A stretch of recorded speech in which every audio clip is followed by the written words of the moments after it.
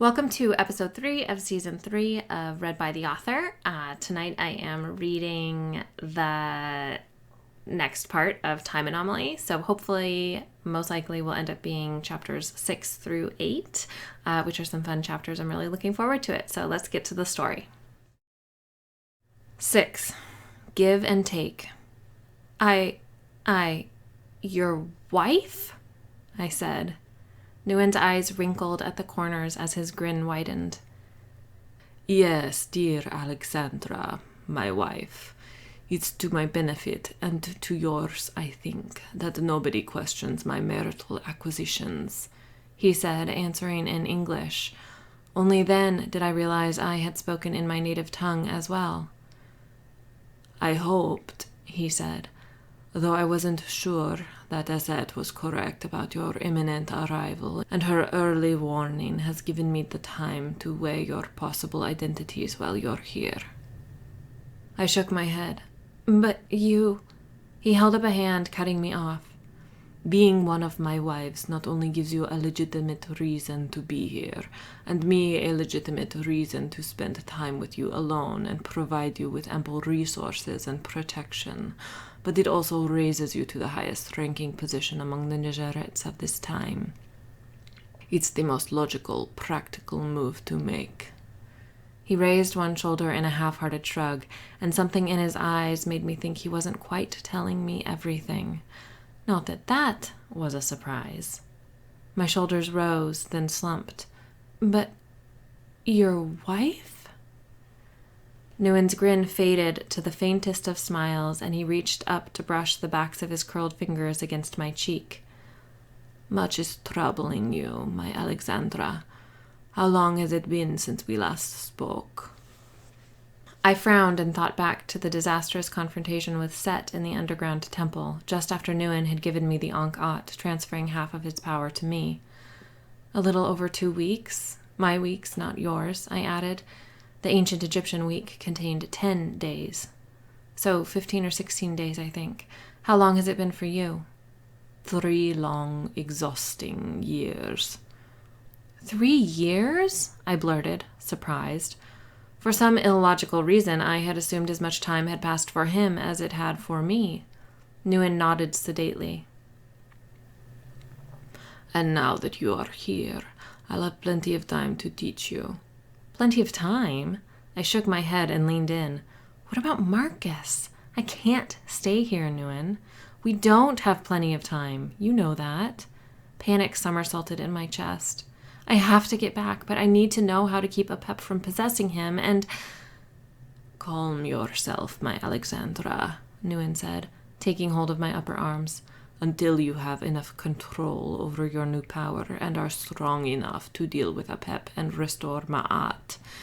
You must stay here. Not that I had any idea of what he meant by restore Ma'at. Your bondmate will be fine in your time, I assure you. And here you'll be able to... A man spoke directly behind me. The voice was deep and silken, and it resonated with the very core of my being, making my heart beat faster and my lips attempt to curve into a smile. Though I didn't quite understand his words, there was no mistaking his identity. Marcus. I squeezed my eyes shut. Not Marcus. Heru.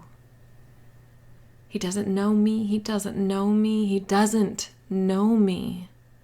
Nguyen squeezed my shoulder supportively and pressed 2 fingers to my temple. I felt a wash of power sink into me, reminding me of how it used to feel when he would block and unblock my memories, every time he visited me growing up.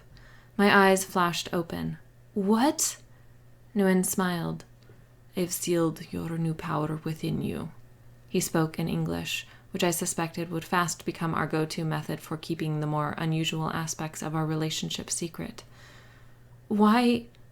To hide your rather stunning new eye color, among other reasons.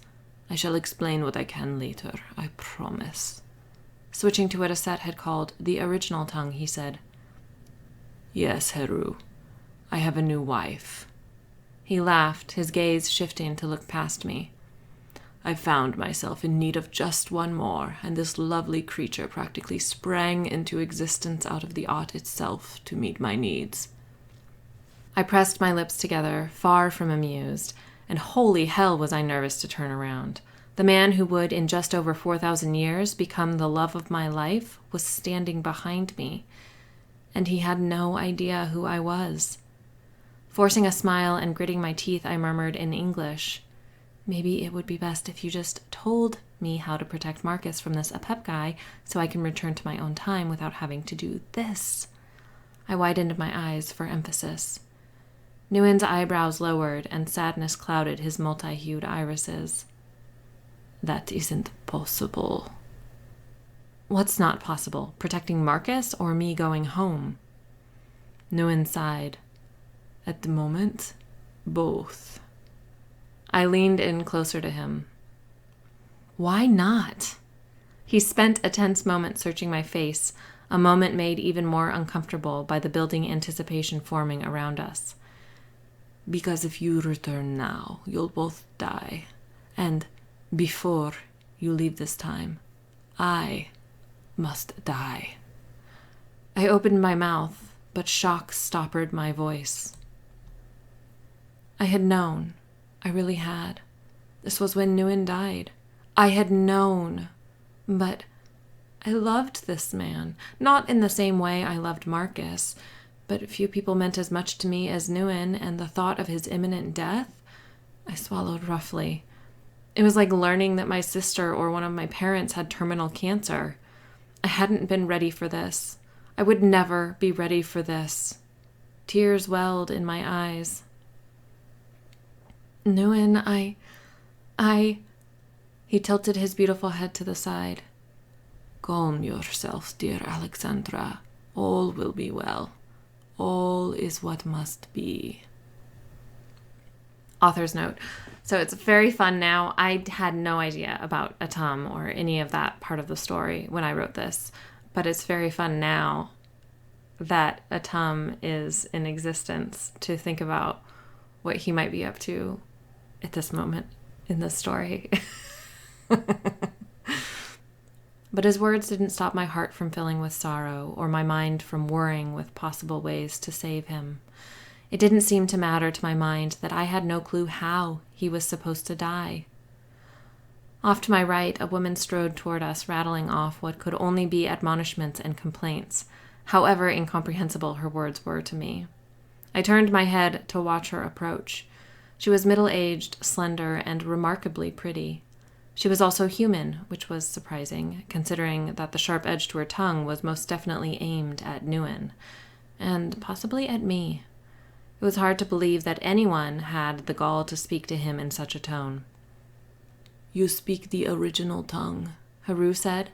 I hadn't noticed him draw closer, but based on the sound of his voice, he was standing a few inches behind me and had to be leaning down to keep his words between only us in a crowd that included more than a few Negerettes.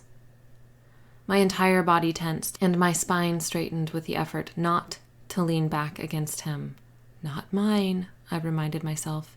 He might as well be a different man entirely. He had certainly never mentioned meeting me in ancient times, so I didn't think prolonging our interaction to a memorable encounter was wise. Nguyen might be able to teach me how to block. Heru's memories of me, but the more complicated they were, the harder I feared the task would be. I considered ignoring him, but that just seemed rude.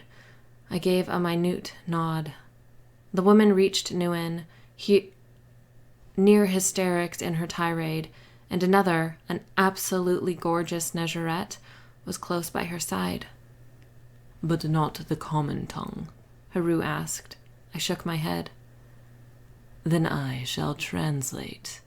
There was mischief in Heru's tone, and I started to understand one of the many ways the passing of thousands of years had shaped my Heru. He had lost this playfulness his younger counterpart offered up readily. My Heru was serious and somber and far too conceited.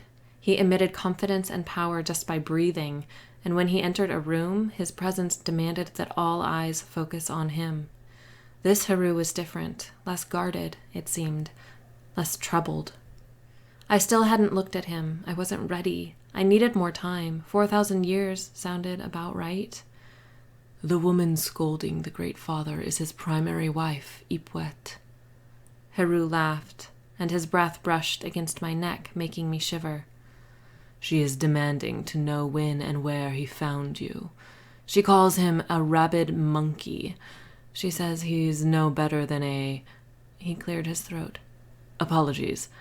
A horny stray dog who is incapable of controlling his libido and cannot turn down any female who crosses his path.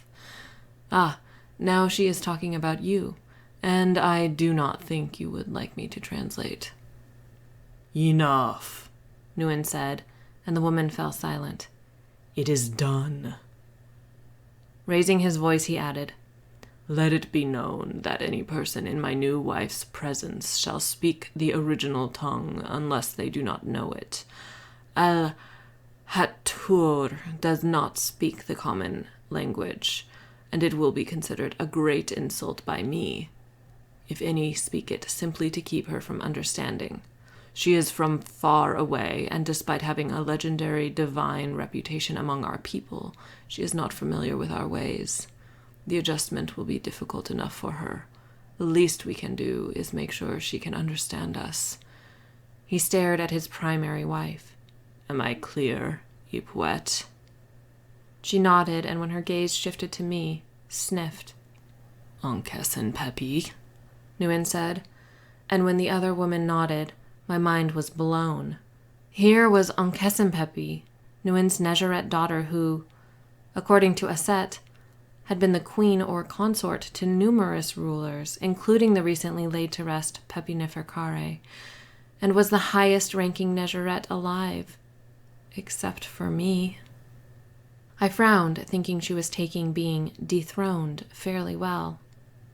Perhaps she should spend some time learning the common tongue so we don't risk upsetting her, dear father, Ankesen Pepi said sweetly, batting her eyelashes at Nguyen. To my surprise, it was Heru who responded. Perhaps I will volunteer to spend some time teaching her. Ankesen Pepi's almond-shaped eyes, as dark and richly colored as the finest chocolate, narrowed to slits.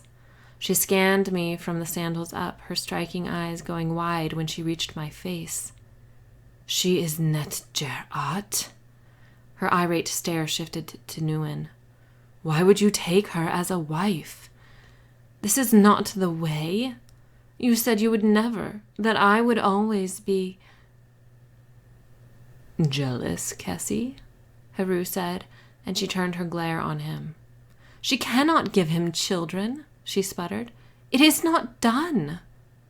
It is not done, Ep3 echoed. And yet I did it. There was a note of finality in Nguyen's voice. We are done with this conversation. Do not bring it up again.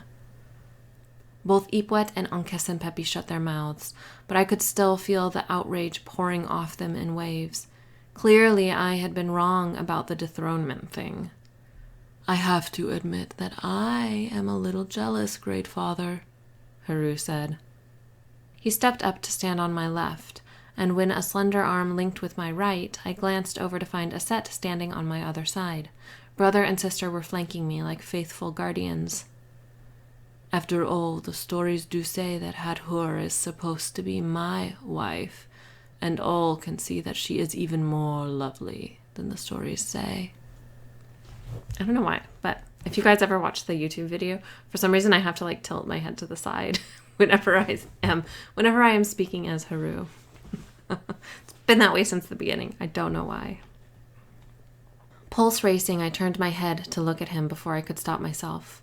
And as expected, he was exquisite. Chiseled features that were both masculine and beautiful at the same time, and were unquestionably similar to Nguyen's.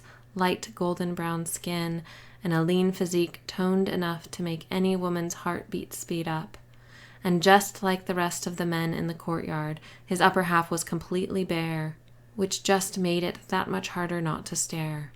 Everything about him was so familiar that seeing him was like a balm on burned skin, until I looked into his eyes and my soul shattered. These weren't the eyes I knew and loved. They were the eyes of a stranger. Yes, they were as golden as the sun and rimmed in black, but they were too trusting, too open.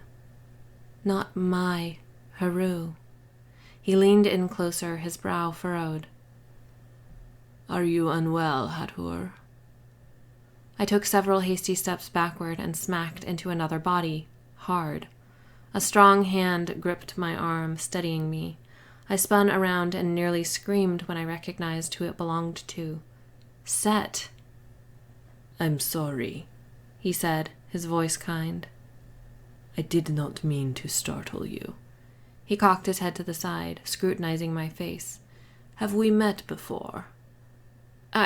You... I shook my head vehemently. No, we haven't met. Set, Nguyen said. I would like you to meet my newest wife, Hathor. I think you two will get along quite well and find that you have much in common. Like our genetics? Set bowed his head slightly and released me. I am pleased to meet you, Hathor. This was too weird. This man, this version of Set who wasn't possessed by an evil spirit, was completely different from the Set who had taken immense pleasure torturing me over and over again. It is nice to meet you, I said, more or less at a loss for words. Nguyen clapped his hands, making me jump. Splendid. Now that all the introductions are concluded, we shall return to the city. Hathor has come a long way, and we all have another long journey ahead of us. It would do us some good to get some rest. After a brief pause, he added, Tonight we will feast in celebration of Hathor's arrival. Tomorrow we will finish our preparations, and as soon as we are ready, we shall leave Mennefer. Much to my frustration, Nguyen and I spent the short trip back to the temple district on different riverboats. I was joined by my original companions, the priestesses and a Set, along with Set, which only frustrated me further. It was so difficult to convince myself that he wasn't the same Set who had beaten me until more of my flesh was bruised than not, that he wasn't the same Set who had killed Marcus, that he wasn't the same Set I had killed in an alternate timeline. I spent the entire trip focusing on taking deep, even breaths to keep myself from fully embracing the urge to panic. Our boats pulled off to a landing a few ramps down from the one the priestesses, a Set, and I had used when heading up to Pepe's pyramid, but we still appeared to be in the same general area based on the wide, paved avenue and the tall mud brick walls. The boat carrying Nguyen, along with Ep3, Pepe, and Heru, unloaded before ours, and it was impossible to separate Nguyen from the two fairly irate women clinging to him.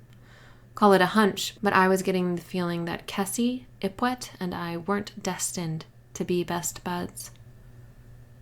Do not mind them, a Set told me as we walked down the avenue, once again arm in arm. They are petty. They love power and loathe any who threaten to take theirs.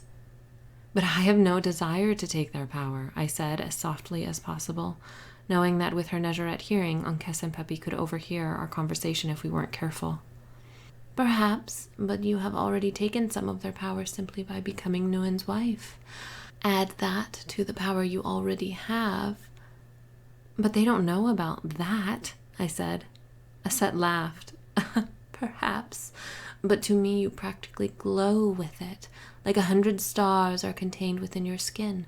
But regardless, I would imagine they must feel like a house cat facing an attack from a desert cat. But I'm not attacking them, and I have no reason to do so. With a shrug, a Set said, I never said they were the most intelligent house cats. Were I not wound so tightly, I might have giggled, but I was afraid of what lay ahead. And I missed Marcus and my sister, whose pregnancy I feared I might miss completely, and my mom and dad, who I hadn't seen for months, and Alexander, my Nezharet grandfather, and his human wife, Grandma Suze. I missed them all, and none of them but Marcus had even been born yet. As I studied my surroundings, limestone paving bricks and mud brick walls that seemed to glow in the light of the sinking sun, and nothing less than a small parade of Nezharets and humans ahead and behind me, I had never felt more alone. 7. Enemies and Nemeses. Our group of several dozen Negerettes and humans passed through a set of wooden double doors in one of the high mud brick walls, entering a large courtyard. It was surrounded by covered walkways on 3 sides, each lined with fluted columns painted a rich sienna at the base and bright yellows, oranges, and greens around the leaf-like capital. Nguyen pulled me aside almost as soon as I was within the walls and led me toward a doorway on the right side of the courtyard. It opened to a long, brightly painted hallway, at the end of which was another doorway, blocked by a rectangle of heavy linen dyed a cerulean as vibrant as the Mediterranean Sea. Much to my irritation, Ep3 followed. She was so close behind me, she was practically treading on my heels with each step. "We must speak alone, husband," she said. Nguyen paused with his hand outstretched to push the curtain aside, but didn't bother, glancing back at her. "We will speak later." "Husband!" He looked over his shoulder, shooting a warning glare past me. It was filled with such venom that even I shrank back a bit. "When I first took you as my wife," he said to Ep3, "Kari and the others not only made you feel welcome among them, but gave us plenty of time alone. Are you so spiteful that you would deny the same courtesy to Hathor?" I was guessing that Kari and the others was a reference to Nguyen's other wives, or previous wives. Nguyen, it seemed, was the proud keeper of his very own harem, which now included me. "But she cannot give you children," Ep3 persisted. In my opinion, it was a pretty dumb thing to do. Angry Nguyen was definitely one of the last people I would poke with a verbal stick. "Why do you need—" Nguyen's gaze, still swirling with vibrant colors, darkened ominously. "If you continue with this argument, Ep3, I may no longer have need of our union. After all, you have not borne me a child for over a decade. What further use do I have of you?" Ep3 gasped. "That was harsh, Nguyen," I said. Ep3 and I might not have been fast friends, but that was just plain mean, especially when he knew full well that there wouldn't be any sexual relations between us. He turned his cruel glare on me. I straightened my shoulders, stuck out my chin, and held my head a little higher. The angry glint faded from his eyes, and the corner of his mouth rose in a small, lopsided smile. He stepped to the side and turned to face Ep3 fully. With a slight bow of his head, he said, "Apologies, wife. I spoke without thinking." Much to my surprise, Ep3 turned a furious glare of her own on me. "Do not ever presume to defend me again. I do not care what you are. I am his primary wife. I am the mother of 5 of his living children. You will never be able to say the same." With a huff, she spun away and strode back up the hallway toward the courtyard. I watched her storm away, absolutely dumbfounded. Nguyen took my hand. "Ignore her, dear Alexandra. I fear I have spoiled her by favoring her above others. Once she was not so affected." He sighed. "But come, there is much for us to discuss." I let him lead me through the curtain and into a small room lit only by the evening light streaming through a line of windows set high in the far wall. Most of the wall to the right was another cerulean curtain, and based on the few carved wooden chairs in the room, I was guessing we were in the sitting room of a suite. Beyond the curtain, I would likely find a larger room containing a bed. Nguyen sat in one of 2 chairs arranged near the far wall, separated by a small rectangular table covered in tiny, sectioned-off squares. It wasn't a table, I realized, but a game board. Senet, I was fairly certain. I sat in the chair opposite Nguyen. "You promised to teach me, to explain," I said, switching to English. "So please, Nguyen, tell me what I need to know. How am I here? How can I protect Marcus? How can I get home?" "How you came to be here was not my doing, dear Alexandra. I only knew what Aset told me and hoped she was right, because however unlikely, it was the only way." "The only way for what?" "The only way for there to be a chance that everything will work out in the end. For Ma'at to be restored to the universe," he said, using the ancient term for balance and order for the second time since I had met up with him. I leaned back in my chair and tilted my head to the side and smiled, just a little. You know, sometimes I think you enjoy being cryptic. Throwing his head back, Nguyen laughed. I crossed my arms and stared at him. If you didn't bring me here, then who did? Nguyen's laughter quieted, but his smile remained. He truly was exceptionally beautiful, but it was the kind of beauty that could make eyes bleed after staring for too long. I couldn't imagine truly being one of his wives. You contain the power to make such a leap through time, he said matter-of-factly and lifted one perfect shoulder. But don't you know? Can't you see it? How it happened? Nguyen shook his head. Your Ba is not of this time, therefore it does not appear in the art. It is, as the people of your time say, against the laws of physics. My eyebrows lifted. You must have done it yourself, he added. Tell me what happened, how you came to be here, and perhaps together we can make sense of it. I frowned, biting the inside of my cheek as I considered what he was saying. There was a statuette, originally from around this time. I thought it was made of alabaster, but Dr. Issa Asat broke it open and revealed a smaller figurine made of aught. I squinted as I recalled those final few seconds in my own time. It had all happened so fast, it was hard to piece together. It started glowing, and as soon as I touched it, I was thrust back here. Now. I pressed my lips together, studying Nguyen closely. You didn't make the statuette? Or you could not in the future? You're certain? He shook his head, his bafflement genuine. At this point, in this time, there is only one person who could make such a thing and said it was such a trigger. I held my breath, waiting. You, he said. My mouth fell open. You're kidding, right? I'm not. But maybe you just haven't made it yet? Or... No, my Alexandra. Nguyen was shaking his head slowly, a sadness to the movement. I'm no longer able to make such an object. I've only retained as much of my power as was required to keep this body alive, so I could train you. Should you successfully make it back to this time, and of course, to maintain appearances. He pointed to his kaleidoscope eyes. I rubbed one of my temples with my fingertips. Does your head ache? Nguyen asked, concern evident in his tone. No, I'm just exhausted. Jumping back in time really takes it out of a girl. Tapping into your new power will become easier, and that the after effects will lessen as you strengthen your control over it, which is one of the reasons coming here was necessary. One of the reasons? Nguyen nodded. Eventually it will consume you, tearing your Ba apart, sooner rather than later, if you don't learn to control it. You stuck me with a power that's going to tear me apart? My eyes started to sting, and I gritted my teeth together to hold back tears of outrage. Nguyen held up his hand. I did, and I also know how to rid you of it safely, but if you don't learn to control it... He raised his eyebrows.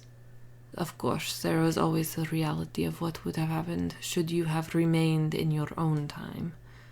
I swallowed, blinking too rapidly. Which would be, as I already told you, you would die. Why? How? How do you know? I asked in a rush. With the nothingness clouding the aught in my time, it's practically impossible to see anything. Can you please just tell me what's going on? What is this Ep3 spirit? What does it want? Why does it want to hurt me? And what's it doing to Set, to Marcus? I need to know, Nguyen, to understand. Please. Nguyen leaned back in his chair and sighed. The power you contain is fractured, making it unstable, and it will remain so until I pass the final strands onto you. That instability alone is enough to kill you. And if it doesn't, Ep3 will, through either Set or Heru. Okay. I was nodding as I processed his words. This could work. We could do this. So why don't we just complete the transfer? And Nguyen shook his head.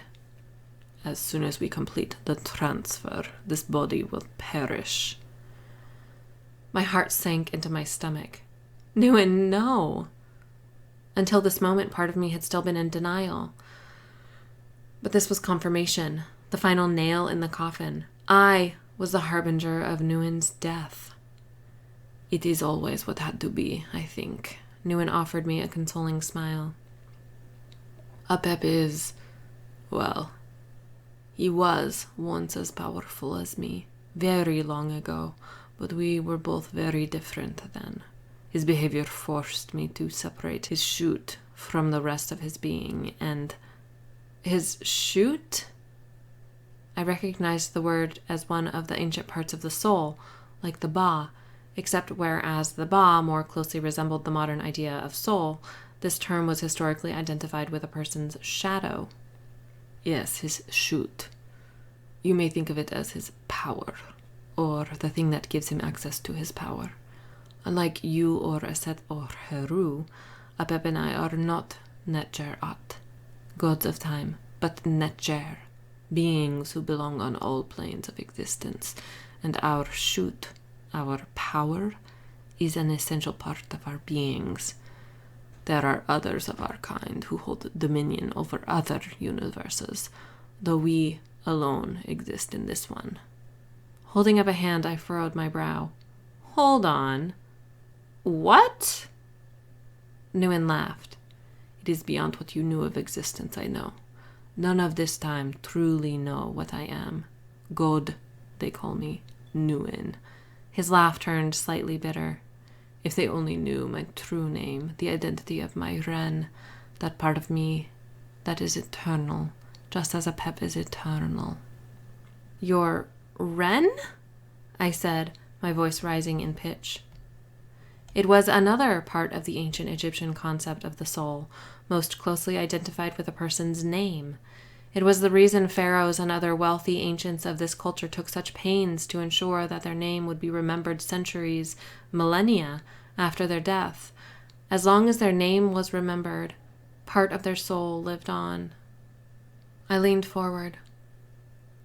That's the part of your soul that makes you you, isn't it? Like my Ba is me, regardless of whether or not it's in my physical body? Nguyen's eyes widened, and a moment later he smiled and nodded. Yes, my Alexandra, that is precisely it. Okay, so why did you have to separate Apep's power? His shoot, Nguyen corrected. I waved my hand between us. His shoot. Why did you have to separate it from Apep's Ren? That is an excellent question. Nguyen leaned forward, resting his elbows on the edge of the small table. You see, Ma'at, universal balance, is deteriorating, and if it goes unchecked for too long, then this universe and everything in it will unravel into raw, unbridled chaos. I took a deep breath, then another. I wanted it to interrupt with further questions, but even more so, I wanted to hear what Nguyen would tell me, so I forced myself to remain quiet and attentive. In the beginning, when our universe first came into existence, there was balance. Two beings known as Netjer in their complete state, Ra and Apep, maintained Ma'at simply by existing in perfect equilibrium. Each Netjer was made up of a Ren, an eternal soul, and a shoot, which functioned as a powerful link between the Netjer and the very threads that make up the universe. Together, Ra and Apep guided the formation of the nebula, galaxies, solar systems, and individual planets, conscious that every minute change would cause a reaction somewhere else, which was good, right, because this was Ma'at. But when Ra made a change to a moon near one edge of the ever-expanding universe, resulting in the destruction of Apep's favorite galaxy near the other, Apep grew resentful of Ra and dissatisfied with the unpredictability of how Ma'at would play out. He became mad with a desire for control. He decided that if order could not be maintained through Ma'at, then chaos, imbalance would be better.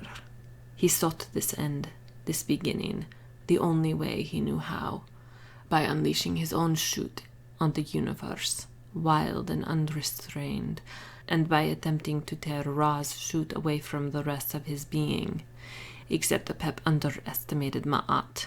He underestimated the power that could come of a Netjer being truly in balance with oneself, as Ra was, and Apep no longer was. And it was Ra who tore away Apep's shoot. Ra maintained a semblance of Ma'at by carrying Apep's shoot to a little blue planet that had only recently given rise to a species of sentient beings, and he implanted both his own Ren and shoot as well as Apep's shoot inside a woman who was days away from giving birth. It was your mother, wasn't it? I said softly. Nguyen nodded. Awed, I shook my head ever so slowly. Everything you just told me blows most of what scientists and theologists of my time believe about the universe out of the water. Nguyen chuckled. They are still not ready to know, I think, though I will leave that decision to you. I blew out a disbelieving laugh. Great. A moment later I said, So you're Ra, the Ra. I am, and I am more, Nguyen said. I don't quite follow. He pointed to his own chest. This body contains not only Ra's Ren and pieces of Ra's and Apep's shoots, but also a human Ba.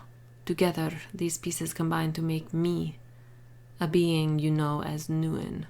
Ra is very similar to Nguyen in many ways, and will retain all of my memories when this body dies, but he is not exactly the same as Nguyen, for a human Ba is not eternal. In death, it will fade, as its energy is reincorporated elsewhere. My mind, stubborn as it was, refused to consider the deeper meaning of his final words.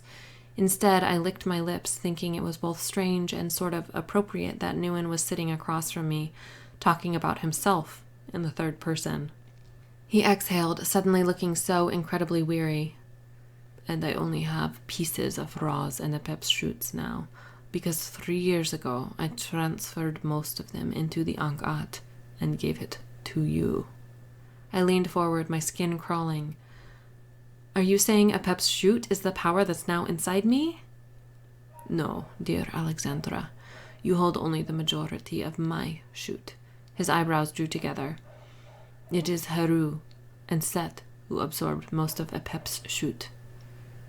Okay. So why'd Apep come after me? I mean, if Marcus and Set are the ones with his power. In your time, Apep is after both his and my shoots, and if he wrenches them out of you, Heru and Set, he will unleash their power fully. Then he will unmake the universe, much as he had originally intended ages ago. I felt like the air in the room had thinned, like I had suddenly teleported to Mount Everest, except my Mount Everest was hot and dry, and I really could have used a splash of frigid mountain air at the moment. I took long, deep breaths, trying to slow the erratic beating of my heart. Inhale, exhale. Inhale, exhale. Inhale, exhale. I leaned forward and looked deep into his eyes. Marcus almost drowned me. I studied Nguyen's expression. You don't look surprised. He exhaled heavily. It would seem that, split as it is, Apep's shoot gives him an inroad to possess the Heru of your time. Apep is still tethered to Set, but because Set and Heru share his shoot, he is able to possess Heru for short periods. I ran my hands through my hair, yanking off the jeweled headband and scratching my scalp as though I could dig out my frustration and overwhelming sense of helplessness. I kind of hate this, you know. If you weren't here, I let out a despondent laugh. I think I'd lose it. I just want to go home. In time, my Alexandra. In time. I had an endless supply of questions, but before I could ask any of them, a Set pushed through the curtain into the sitting room, closely followed by Set, who obviously wasn't currently possessed by a psychotic Apep. But if Ep3 isn't possessing Set... A jolt of panic shot through me, and I half stood. Nguyen, where's Ep3 right now? Breathing hard, I stood the rest of the way, the chair screeching on the limestone floor as I pushed it backward. What if he comes after me? He could be in any of those people out there. I was breathing too hard, too fast. I can't stay here. Standing, Nguyen rounded the table and wrapped his arms around me, hugging me tightly. His skin was warm and dry, his body solid, something I could hold on to. And at that moment, I really needed something to hold on to. He was such a good man, God, Netjer, and I hated the idea of him being gone. Be calm, my Alexandra. He stroked my hair over and over again, and simply held me as I clutched his shoulders. Be calm. I don't want to be torn apart, I whispered. Shh. And I don't want to lose you. Shh, my Alexandra, do not fret, and Ep3 will not harm you while you're near me. He's certainly around, stirring up trouble, but he knows that coming after me directly would be suicide.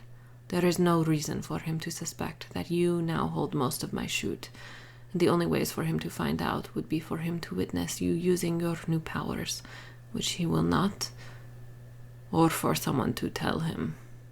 I pulled away enough to look up into his eyes. I had always loved his eyes, found comfort in their swirling colors. Does anyone know besides you, Set, and me? I know too, Set said, in heavily accented English. I turned wide eyes on him. How? What? I pushed away from Nguyen and stared at him. You taught him English? Why? A small smile curved his lips. It seemed appropriate. 8. Lemons and Lemonade. Nguyen had been teaching Set English for almost 2 years in anticipation of my arrival. His justification was vague and more than a little dodgy, but I didn't push the subject. Nguyen could be the king of non-explanations when he wanted to be, and I was too tired, emotionally and otherwise, to even try. Nguyen did explain a little of my situation to Set in English. It didn't matter that Set didn't understand, since she already seemed to know everything about me. Set was obviously one of the Nezarets that Nguyen trusted the most, and it only went to show me just how different this pre-possession Set was from the deranged man Ep3 would make him into. Set took Nguyen's explanation of where and when I came from rather well, my connection to the future Heru seeming to be the revelation that shocked him the most. Nguyen picked carefully which parts of my backstory he wished to share with Set. He left out such important pieces as, "You are Lex's father," and "You will be possessed by an evil spirit for the next 4,000 years. I watched Set as Nguyen spoke, wondering if she was aware of those things, if she knew that Nguyen's death was imminent. I made a mental note to ask him later, when we were alone and my fragmented thoughts had settled, along with about 1,000,000 other questions. How long must I remain here? How will I get back? Why isn't Nguyen telling Heru all of this? What if I bond with Heru, here and now? What about bonding withdrawals for me and for Marcus? Does Nguyen have to die? Can't we stop it since we know about it? How did I get rid of his power? Nguyen's shoot. How do I get rid of this power? Nguyen's shoot. How do I restore Ma'at? Nguyen excused himself as soon as he finished his spotty explanation, claiming he had to check on some arrangements, and Set left shortly after. I had fallen into such a withdrawn, depressed stupor that Set didn't last much longer. Wishing to avoid pretty much everyone, I retreated into the curtained-off bedchamber. My bead net dress felt too restrictive, only emphasizing the helplessness of my situation. In an act of reckless frustration, I pulled it up over my head and threw it across the room, not caring if threads snapped or beads shattered. Shaking, I crouched in a corner of the room, curled my knees up, and hugged them against my chest. My shoulders shuddered as I cried. I felt so lost, so alone. There was a swish of fabric, then I am sorry. It was Heru. My heart sang at hearing his voice, then clenched as I realized this wasn't my Heru. I checked in the art. Nguyen was supposed to be back here, and... I turned my tear-streaked face to him. He wouldn't have been able to see me in the art, not with my out-of-time ba. Just further proof that I didn't belong here. I should go, he said. No? The word came out without thought as I rose on trembling legs, steadying myself against the wall. Please do not leave. Heru scanned me from head to toe, then returned his gaze to my face. The kohl that had been so carefully drawn about my eyes was no doubt smeared down my cheeks. For the briefest moment his eyes again flicked downward, and I became aware that the only thing I had on, the silken linen shift, wasn't exactly substantial. It was more a slip than a dress. Covering as much of my torso with my arms as possible, I glanced at the opposite corner of the room, where the discarded remnants of my beadnet dress were scattered in disarray. I wished I hadn't acted so compulsively. Such rash behavior was uncommon for me, or at least it had been before I had met Marcus. Sometimes I wondered if I had been sleepwalking before, if I hadn't been truly awake until I met him. Of course, the fault could just as easily lie with manifesting. Heru followed my line of sight, and as he, too, stared at the ruined dress, there was a long moment of silence. Not having a good day? I started laughing, shocking both of us. It wasn't long before Heru joined me, and all I could do was laugh more and drink in the sight of him. I yearned to sink into his embrace, to feel his powerful arms wrapped around me, to press my ear against his chest and listen to the steady rhythm of his heartbeat. He took several steps closer. What troubles you, Hathor?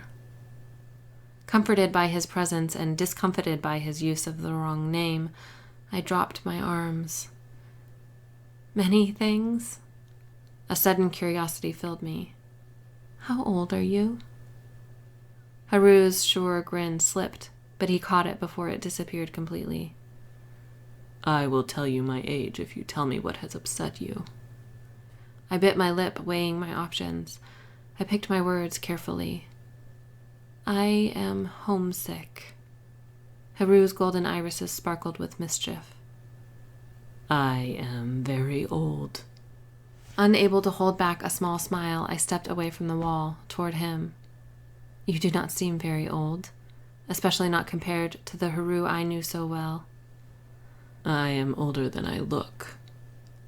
I tilted my head to the side, as is the way of our kind. What do you miss the most? The question surprised me. What? From your home, what do you miss the most? You? I guess a friend. I stopped a few feet away from him and studied his familiar features. A good friend. Good friends are hard to find, but I think I may know where you can find one here.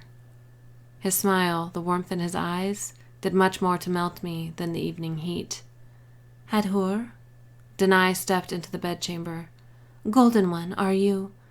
Her eyes fixed on the tangle of gold thread and turquoise and quartz beads that had once been my dress, and she rounded on Heru. Author's note. I just always loved this part. I don't know. Denai getting all hissy at Heru. You scoundrel! Hathor is not some loose woman, not like Ankesenpepi, and I will not let you make her into an adulteress. She lurched toward him. You deny! I grabbed her arms, holding her away from Heru before she could strike him. I couldn't believe this was the same meek woman I had spent so much time with earlier. Not meek, I realized. Respectful. I did it. I ruined the dress, I told her in a rush. I was upset. Heru was not here when it happened, I swear.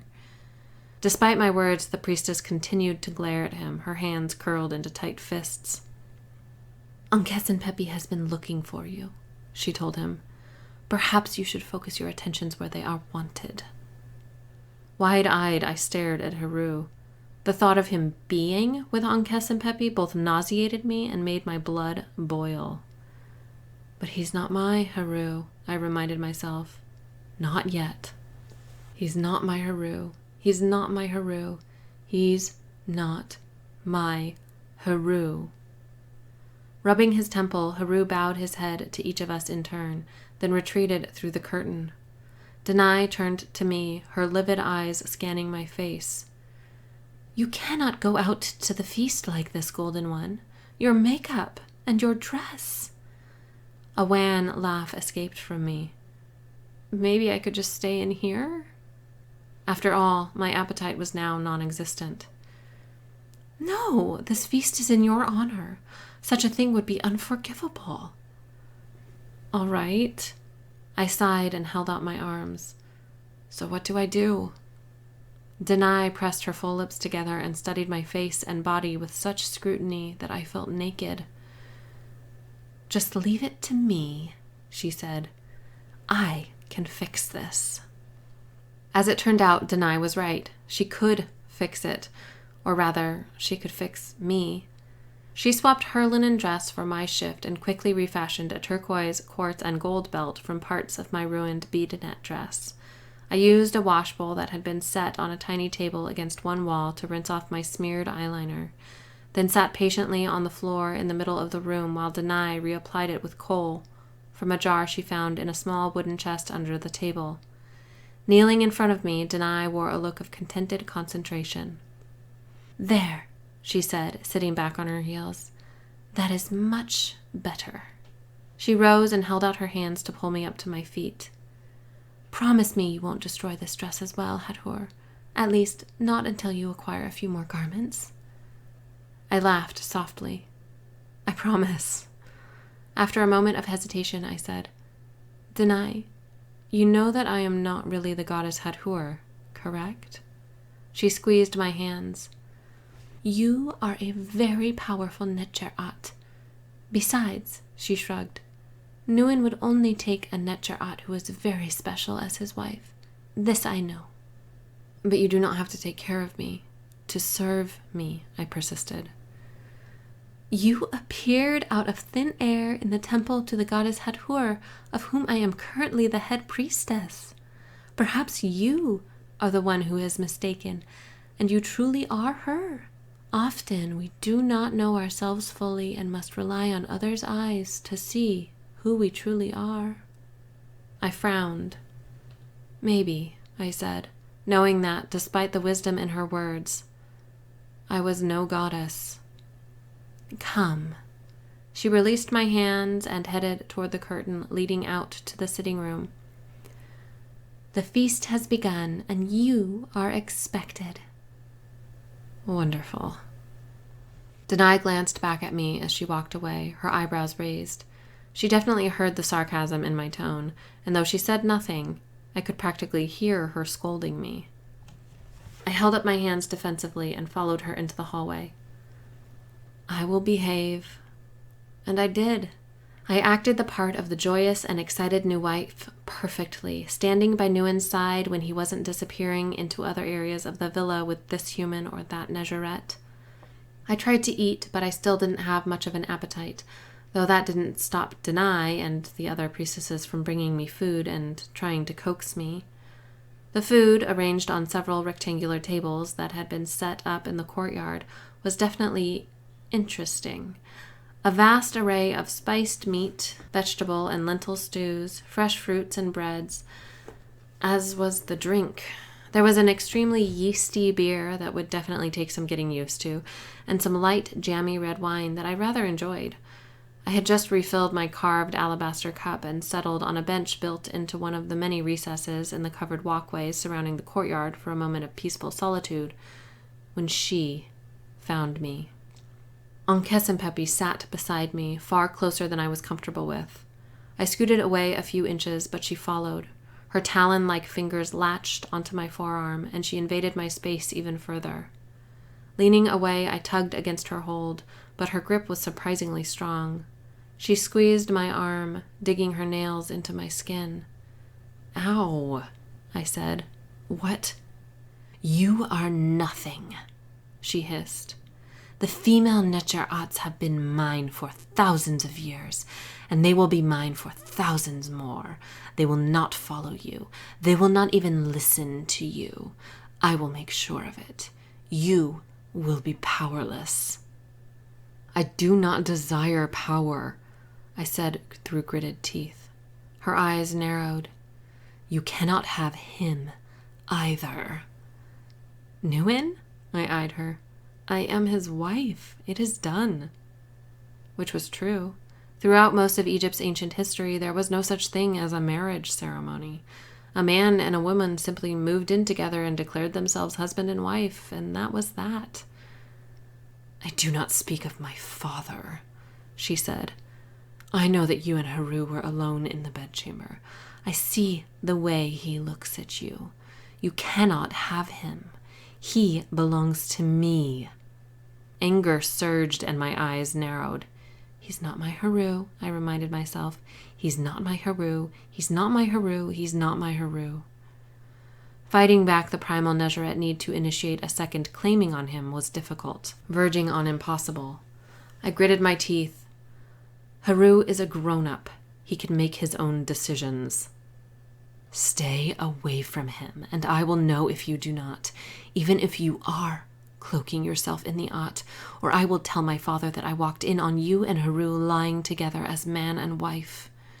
She dug her nails even deeper into my skin, and I felt the warm trickle of blood trail down my wrist. Have I made myself clear? Yes. I jerked my arm out of her grasp, not caring that her nails gouged my skin. It would heal, but if I stayed near her for even a moment longer, it was highly possible I would do something that would cause irreparable damage to the timeline, like strangle her. Holding my head high, I stood and walked around the courtyard, sticking to the shadows behind the columns, and retreated into Nuin's rooms. The space was dark, lit only by the slivers of moonlight shining through the high windows, but I was able to see that a small box had been set on the bed. As I moved closer, I realized it was a cage fashioned from dried reeds tied together with some sort of twine. And inside, there was a tiny, fluffy, sleeping kitten. Oh! I knelt beside the bed and searched the little cage for some way to open it. A knot had been tied on the top edge, latching the reed door shut. As I untied the knot, the kitten awoke, affixing its luminous silver-blue eyes on me. It yawned, emitted a high-pitched squeak, and immediately started purring. Well, hello there, little guy. There was a tremor in my voice. How'd you get in here? The tiny creature squeaked again when I picked it up and hugged it to my chest. As it snuggled against me, a warm and content little ball of fluff, a bit of the loneliness encasing my heart, chipped away. That is it for tonight's episode of Read by the Author, and we will continue next week with Chapter 9 of Time Anomaly. Until then.